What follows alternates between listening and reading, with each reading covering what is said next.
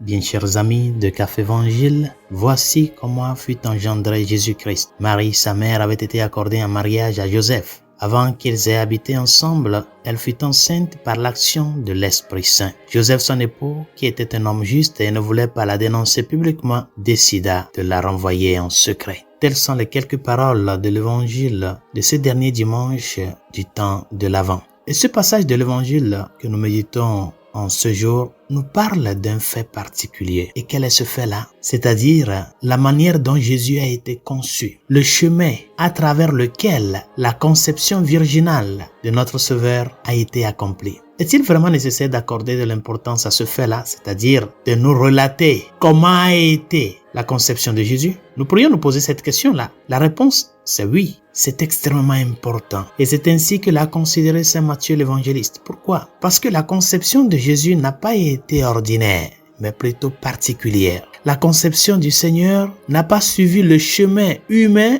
ordinaire, mais il y a eu une certaine particularité. Et dans cette singularité de cette conception du Sauveur, il y a un personnage qui, par son consentement, va permettre que tout se réalise et que tout se déroule selon le plan de Dieu. Et cette figure, c'est Saint Joseph. Chers amis, le rôle de Saint Joseph sera important. C'est pour cela Saint Matthieu insiste sur sa figure, parce que sans son consentement, le Fils de Dieu n'aurait pas eu de lignée humaine. Je le répète, sans le consentement humble et disposé de Saint Joseph, le Fils de Dieu n'aurait pas eu de lignée humaine. Joseph, fils de David, ne crains pas de prendre chez toi Marie, ton épouse, puisque l'enfant qui est engendré en elle vient de l'Esprit Saint. Elle enfantera un fils et tu lui donneras le nom de Jésus, c'est-à-dire le Seigneur sauve, car c'est lui qui sauvera son peuple de ses péchés. Joseph, fils de David, c'est ainsi que l'appelle l'ange. Et cette appellation de la part de l'ange rappelle la mission principale qu'il aura accomplie. Garantir au Fils de Dieu une paternité terrestre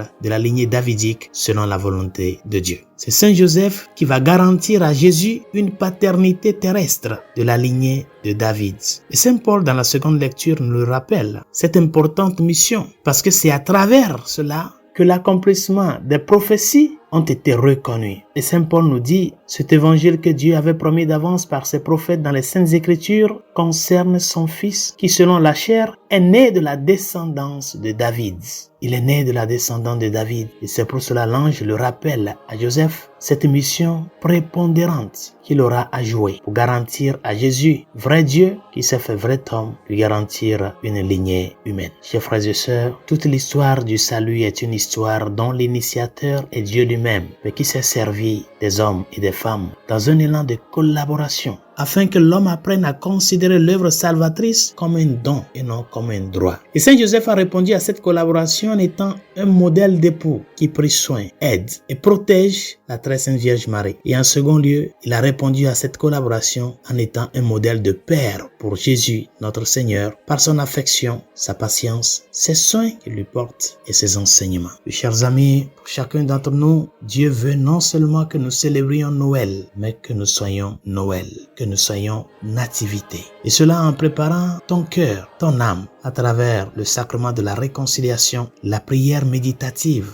et la méditation des textes qui nous parlent de l'enfance de Jésus selon les évangiles, afin qu'en t'unissant à Marie et à Saint Joseph, tu puisses accomplir ta mission principale en tant que chrétien, qui consiste à apporter le Christ dans toutes les crèches qui t'entourent. Plein de crèches nous entourent aujourd'hui, qui sont des lieux d'obscurité, de désespoir, afin que tu puisses porter le Christ là-bas, dans ces crèches-là, où il a besoin de naître et de renaître, afin de dissiper les ténèbres du péché et de la mort. Que Saint Joseph, la Vierge Marie, eux qui ont fait leur part, qui puissent nous aider à ce que nous puissions nous aussi, qui sommes les destinataires de l'œuvre du salut, que nous puissions à notre tour, dans cette conscience et cet esprit de gratitude, continuer à apporter le Christ dans ces crèches-là qui ont besoin de lumière et de vie. Bonne journée, Dieu vous bénisse.